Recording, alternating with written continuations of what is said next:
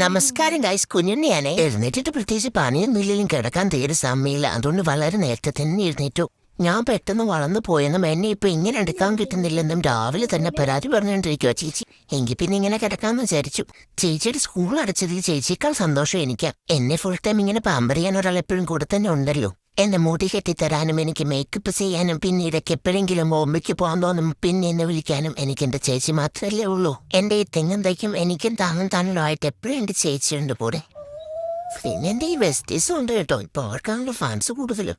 എന്റെ മുടിയൊക്കെ ഒരു വഴിക്കാക്കിയിട്ട് സ്വന്തം തല കെട്ടാനുള്ള പരിപാടിയാണെന്ന് തോന്നുന്നു. എന്നാൽ കഴിയുമ്പോഴേക്കുള്ള ചെറിയൊരു സഹായങ്ങൾ ഞാൻ ചെയ്തു കൊടുത്തിട്ടുണ്ട്. ഇനി ഇപ്പൊ ഈ കുഞ്ഞുണ്ണിക്ക് വീട്ടിലിരുന്ന് ബോറടിക്കുന്നെന്ന് വിചാരിച്ച് പുറത്തെങ്ങാനും പോകാനുള്ള പ്ലാനായിരിക്കാം.